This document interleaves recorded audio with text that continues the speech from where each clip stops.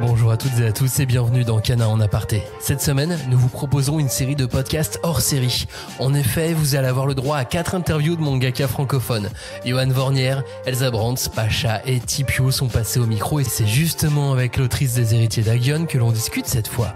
Avec ce titre, Tipiou propose un concept de monde fantastique où l'on a le droit à une seconde vie. Mais celle de la princesse Adalise n'a rien d'idéal, bien au contraire, puisque de sombres mystères tournent autour de son existence. Mais aujourd'hui, ce n'est pas de sa série dont nous allons vraiment parler. Non, on va s'intéresser à la mangaka, à ses goûts, à ce qui l'inspire, la passionne, à ce qui l'aide à créer, à ses titres favoris évidemment, mais aussi à son quotidien d'artiste. Une émission enregistrée au cœur de l'été avec Mathieu Adman et Julie.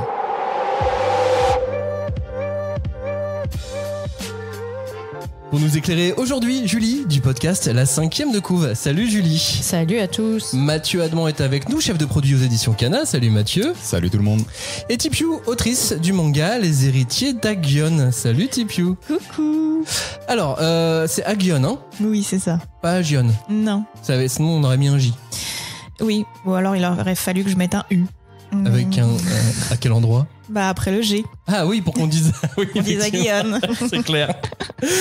Tipiou, j'ai une première question pour toi. Dans la collection Classics des éditions Kana, qu'est-ce que tu aimerais proposer comme idée? Qu'est-ce que tu aimerais écrire ou dessiner? Une œuvre à reprendre comme ça? Alors moi j'aimerais trop reprendre Miyazaki, mais j'aurais jamais le culot de faire ça parce que c'est tellement trop quali quoi. Une petite lettre genre « Cher monsieur Miyazaki ». Oh, s'il vous plaît, donnez-moi l'honneur. Mais non. Et t'as fait du fanzine à une époque aussi? Ouais. Et t'as jamais eu envie d'essayer de... Non, mais en fait, moi, dans ces univers-là? J'aime pas reprendre des univers qui existent déjà. Moi, j'aime bien être dans la full créa, quoi. Faire mes trucs à moi. C'est bien. Comme quand t'avais fait cette histoire, tu sais, où tu demandais aux gens qui te suivaient sur les réseaux sociaux de choisir la suite, de choisir des différents éléments. Ouais, alors ça, c'était un peu particulier. Hein. C'était vraiment parce que j'avais rien à faire, je m'ennuyais et il me fallait une source de motivation et ça a été une très bonne source de motivation. Tu m'étonnes. Et t'étais contente de ce que les gens te proposaient? Non, pas du tout. Franchement, les résultats, en fait, les gens choisissaient tout le temps la facilité et du coup, l'histoire n'avançait pas. Donc, j'ai fini par arrêter et j'ai pris l'histoire en main. Mais voilà. Ok.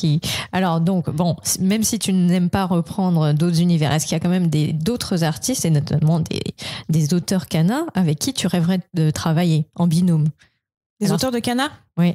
Donc ça peut être des auteurs français comme des auteurs japonais. Un auteur de Kana en binôme. Je fais des dessins pour info au cas où. Si... Ah, Mathieu se propose. Blitterby, j'avais bien aimé beaucoup l'ambiance, le dessin. Ouais, ça me ferait plaisir de travailler avec une personne comme lui.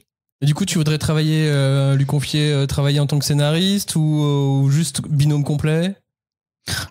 Bon, alors là, aucune idée. Franchement, c'est vraiment le genre de truc auquel j'ai jamais pensé, mais ouais, en tant que scénariste, grave. Est-ce que c'est ce que tu préfères, justement, toi? Tu préfères écrire le scénario ou plutôt dessiner? Ouais. Mais en même temps, ça donnerait un effet super, quoi. Enfin, Hiroyuki Asada, il a quand même une patte bien. Une bonne patte, ouais. Et puis toi, t'as aussi ton univers ça serait un super combo. Ouais, bah écoutez, on peut lui envoyer un courrier, hein. Pas de problème. Je range mon dossier, du coup, c'est pas grave. Ça ira une prochaine fois. C'est bien tenté, mais faudrait qu'elle t'explique, Tipiou, comment on fait un dossier pour envoyer aux éditeurs. C'est parce que Mathieu, toi, tu n'es pas du tout. Ah ouais, non, ça serait déjà une première base, effectivement.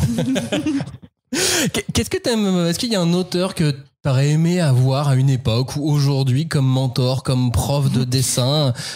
Oui, Miyazaki. Clairement, franchement, je ne me pose même pas la question, quoi. T'as jamais travaillé pour d'autres auteurs dans ta carrière au fur et à mesure? Si, une fois, j'ai travaillé pour Tony Valente de Radiant. Bah après, c'était un petit boulot. Hein. J'ai pas travaillé sur son œuvre. J'ai juste fait les trames du tome 9 au tome 12. Bah, assistant, comme beaucoup au Japon, des buts comme ça. Donc... C'est ça. T'étais à distance ou t'étais dans un studio? À distance, avec lui, il est au Canada. Donc... Ouais, mais c'est pour ça, ça sort jamais. T'aurais pu déménager. C'est beau le Canada. J'aimerais bien. Si tu devais dessiner un monstre pour le manga Silence, est-ce que, lequel tu choisirais? Alors, du coup, dans Silence, il utilise le folklore français, je crois. Exactement. Hein. Et alors, j'avoue ne rien connaître, ou alors peut-être que j'en connais, mais sans le savoir, hein, du folklore français. Tu viens de quelle région? La région parisienne. Oh, il doit y en avoir. Ouais. Après, il y a quand même un truc que je connais bien en France, c'est les gargouilles. Oui. C'est vraiment. En fait, je connais beaucoup les races de dragons, tout simplement, en fonction des pays. Et je sais que la gargouille, c'est une créature française. Donc, ouais, ça me plairait bien de faire une gargouille. Ça serait stylé. Ouais. Mais gargouille sympa à la Disney ou une gargouille vraiment monstrueuse, horrible? Alors, si le c'est mix silence entre les deux. Ouais. Pas trop gentil non plus. Hein. Tu vois la boutique d'artefacts de Pacha, si tu devais créer un artefact et donc avoir un artefact qui permettrait d'avoir un objet qui décide à ma place. Oh. ouais, comme ça je pourrais jouer à Elden Ring pendant ce temps. Ça me plairait bien. Et quel serait ton plus gros caprice si t'étais une princesse dans le monde de Myrtis? Plus gros caprice. Qu'on dessine à ta place, peut-être. Bah ouais, encore une fois, j'ai envie de dire ça, ouais. C'est ça. Me laisser le temps de m'amuser. Je veux pas travailler, mais je veux de l'argent quand même. Hein. Ouais. Donc il faut qu'il y ait un truc qui fasse les deux, tu vois. Qui travaille à ta place, mais qui ramène quand même. Des petites gargouilles qui vont travailler à ma place, comme ça j'aurai de l'argent. Bah, c'est un super concept, ça. Absolument. Quand est-ce qu'il sort ce manga? J'achète. Et si tu devais nous partager ton top manga en choisissant entre 3 et 4 ou 5 titres. Alors le premier, moi, que je dis tout de suite, c'est Full Metal Alchemist. Yes. C'est vraiment un classique bon choix, qui sera toujours dans mon cœur. T'as lu Tsugai du coup? Non. Pas encore. Je t'avoue qu'il me fait pas du tout envie. Quoi. Il est pas mal, hein. Et bah pourtant, j'ai lu le début et j'ai vraiment eu de bonnes vibes. Ouais, faut que j'essaye quand même. Donc ça, c'est le premier. C'est le premier, ouais. Alors, plus d'actu, c'est l'Atelier des sorciers. Ah, magnifique. Ouais. C'est absolument splendide. T'as vu la bande-annonce de l'animé ou pas encore? Oui, j'ai vu la bande-annonce. Du coup, je vais l'envoyer à Kana et je vais leur dire je veux un animé pareil. Voilà un caprice. Je veux ça. Ah, voilà. Ça, c'est un vrai beau caprice. Oui. Voilà, donc l'Atelier des sorciers. Et après, je vais dire Bright Stories. En fait, c'est encore des dessins somptueux que j'aime beaucoup. Et c'est le premier truc qui t'attire justement quand tu lis le manga. D'abord, tu checkes le dessin. Non, il me faut tout. Okay. Parce que parfois, je vois des œuvres qui ont des dessins super beaux, mais après, je me dis, mais l'histoire, elle est nulle, quoi. Ok. Donc, même en tant qu'artiste, même si le dessin peut te sembler ouf, si l'histoire ne suit pas, tu peux pas continuer. Ouais, moi, j'ai besoin que tout soit quali. Ouais. Et moi, je retiens que c'est quand même 3 mangaka femmes. Ouais, c'est vrai. Et oui, d'ailleurs, j'avais envie d'en citer un autre, c'est Les Mondes de Ran. C'est encore une femme. Ouais. Et Arte, c'est encore une femme. Enfin, je vais pas sortir toute ma liste, hein, mais c'est vrai que je lis beaucoup de mangas féminins au final, mais c'est pas du tout volontaire. Hein. C'est marrant parce que du coup, Pacha, dans son top manga, il mettait Dans le sens du vent, qui est la même autrice que Le Monde de Ran. Oui, mais vraiment, elle est incroyable. Comme quoi, Tony Valente l'a rencontrée dans un festival en Italie. Et apparemment, elle est très très sympa aussi. En même temps, quelqu'un qui célèbre autant la magie, la nature, le bien manger. Bon. Puis la romance. Et la romance. Je la trouve géniale. C'est tellement mignon. Est-ce qu'il y a un manga que t'aimerais sortir de l'ombre? Peut-être Les Mondes de Ran, justement, qui est peut-être pas très connu. Il est dans l'ombre? Je sais pas. Oui, c'est vrai. Franchement, carrément. Les Mondes de Ran, hein. Tout à fait. Et est-ce qu'il y a un livre ou un film ou une histoire, enfin quelque chose qui te permette de trouver une petite respiration dans ton travail, tu vois, peut-être de te vider la tête ou de penser à autre chose que le travail. Alors, il n'y a pas un truc en particulier, c'est tout le temps. Il y a trop de distractions en fait. Ouais, moi c'est genre les jeux vidéo, donc actuellement c'est Elden Ring. Là, je m'évade. Et maintenant ça se décline, Elden Ring. Il y a du manga. Ouais, mais après ça m'attire pas plus que ça. Mais en tout cas, le fait d'être dans le jeu, quoi, de pouvoir me balader dans une carte, tout ça, c'est génial. Ça dure en plus le jeu, il est pas fini en 10 heures, donc au moins tu t'évades. Ouais, mais justement, entre ton travail de mangaka et le temps que demande un jeu, on arrive à concilier les deux comment? Bon, ça va, moi je joue que le soir. Au final, je joue pas tant que ça. Hein. Je joue 2 heures tous les soirs, tranquillou, pour me détendre. Alors parfois dans la journée, je vais peut-être me faire 1 ou 2 parties d'Overwatch, mais c'est rapide. Enfin, en général, c'est rapide.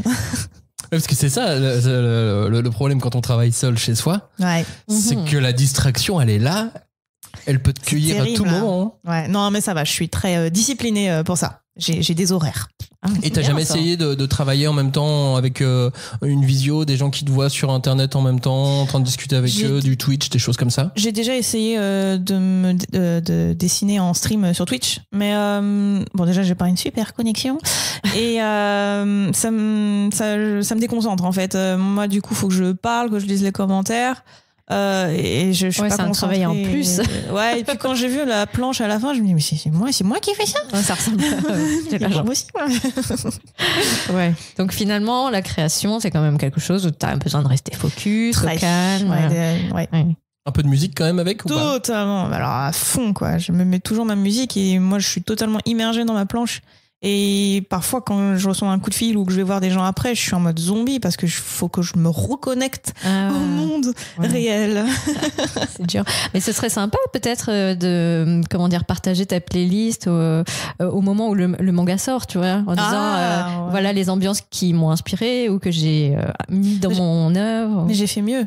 J'ai créé ma propre musique.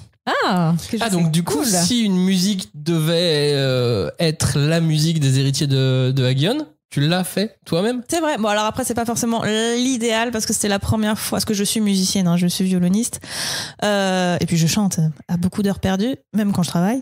Et ça ferait un bon Twitch, ça.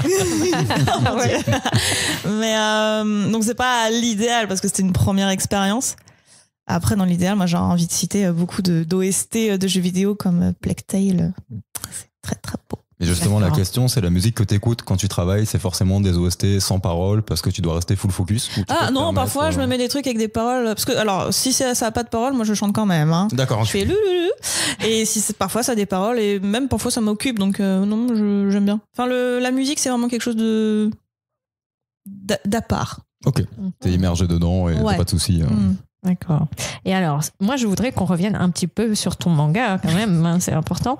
Et si tu pouvais vivre une scène que tu as créée, laquelle ça serait? Alors le problème, c'est que dans mon manga, il se passe pas des choses très agréables. Oui, c'est donc, ça. C'est un peu la question piège, j'allais dire. Compliqué, hein. Après, j'ai envie de dire la scène où elle se retrouve à table avec ses frères parce qu'ils sont beaux gosses et c'est des princes. Donc le petit déj avec eux, moi, ça me plairait bien. Ouais. Après, nous, on n'a pas vu le tome 2 encore, donc. Mais c'est dans le tome 1. Hein. Mais du coup, on sait pas ce qui peut se passer dans le tome 2 de sympa ou de pas sympa. Non, mais c'est toujours pas sympa après. Hein. Oui, mais bon, il y a toujours une seconde chance. Oui, mais bon, après, coup, est-ce qu'on en a envie, hein, je sais pas. Il y en a même plusieurs, du coup. En tant qu'autrice, en tant que mangaka, t'as une onomatopée que tu aimes utiliser tout le temps? Ou que tu aimes lire à l'inverse? Alors, il y a plutôt une onomatopée que j'utilise, moi, personnellement, surtout quand je joue aux jeux vidéo. C'est... Qui veut dire non, quand même. C'est trop dur, j'y arrive pas, je suis en train de crever, fais chier, quel jeu de merde. Voilà. Et t'as pas essayé de le mettre dans le manga quand même, juste pour voir? Ça vient pas. C'est quoi? C'est les bulles où il y a du graffiti là, ou juste des traits de taille différentes en mode gros nuage tout. Ouais, et puis en gros, et puis de plus en plus petit parce qu'il y a un décrescendo, tu vois. Et justement, quand tu dessines, quand tu fais ton manga, ça a quelle place l'onomatopée?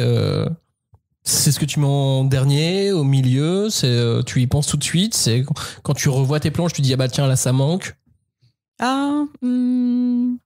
J'y pense pas trop, ça je les mets direct en fait. Peut-être parfois je vais me dire tiens j'aurais dû en mettre une, mais c'est vrai que je suis pas une accro aux onomatopées. Puis à chaque fois je mets juste des pafs, des tacs et des poufs. Surtout des blobs. Parce qu'il y a beaucoup de maudits et puis c'est des trucs qui sont un peu visqueux, ça fait blob, blob, blob. Ouais. Ça j'en mets pas mal. Mais je les mets là où il faut. Mais, ouais. C'est vrai qu'ils ont l'air très gluants quand même les très maudits. Ouais. Bah comme Miyazaki. Tiens donc. Ah oui. Et c'est les comment ça s'appelle, les aigrelins. Mais ça a l'air trop rigolo. Mais c'est quoi la texture? J'ai pas encore. C'est des cailloux. Mais c'est des cailloux. Gravés. Des cailloux. Et en plus, gravés, ils sont autogravés, les gars. Et ils ont de la mousse dessus, et puis c'est quoi? Ils pop comme ça? Ils pop. Bah, on n'est pas censé les voir popper, en fait. Hein. Et puis après, celui qu'on voit popper, il est particulier. D'accord. Et est-ce qu'avec tout ça, tu as quand même un petit peu de temps pour lire, ou tu as une énorme pile à lire qui s'entasse quelque part? Alors j'ai une terrible pile à lire et elle est très haute parce que c'est surtout des romans et c'est des gros bouquins Donc ouais, elle est assez haute et après je lis moi tous les soirs. Hein. Moi, les jeux vidéo, j'arrive toujours à 23h parce qu'il me faut ma petite heure de lecture. Et donc j'essaie désespérément de continuer à lire le plus possible pour pouvoir terminer cette pile à lire, mais elle grossit de jour en jour. Et surtout que maintenant que je suis invitée en librairie, il m'offre des mangas et des bouquins. Donc mais j'ai plus le temps. Mais il y a quoi dedans? Dans la pile? Dans la pile, des romans de fantasy, des mangas de fantasy et... Est-ce que tu aimerais pas la fantasy par hasard? Non, j'aime pas trop ça, non. Et donc du coup, là t'es en dédicace en ce moment. T'as pris des livres avec toi? Tu vas lire un truc ce soir? Si jamais t'as besoin de ton heure de lecture là avant de te coucher. J'ai rien pris à lire avec moi parce que j'ai pris mes 50 exemplaires de mes mangas à vendre. Du coup, j'avais pas la place. Mais j'ai pris un Poun Poun. Mais j'ai pas eu le temps de le lire malheureusement. Bah voilà, ce soir bonne nuit Poun Poun et bonne dépression du coup. Voilà, pas bonne nuit du coup. Sinon, je ressors mon dossier finalement. Alors Mathieu, c'est quoi l'histoire de ton manga? On en parlera dans un autre podcast. Très bien, ça marche, on fera ça une autre fois. Merci beaucoup Tipiou, c'était très chouette d'avoir répondu à toutes nos questions. Oui, avec merci plaisir. beaucoup. Merci beaucoup. Merci. Retrouvez Les Héritiers d'Aguillon, signé Tipiou. Les tomes 1 et 2 sont en librairie dès maintenant. Ce podcast est le second d'une série de 4 interviews. Chacune et chacun des auteurs a eu le droit, plus ou moins, aux mêmes questions, mais vous allez entendre qu'ils n'abordent pas tous ces questions de la même manière, et c'est ça qui rend ce genre d'exercice assez intéressant. Mais maintenant, je vous laisse réagir, je vous laisse partager et liker ce programme, le réécouter encore une fois, car chaque action de votre part compte. Merci de nous soutenir, merci de nous avoir écoutés. Ciao.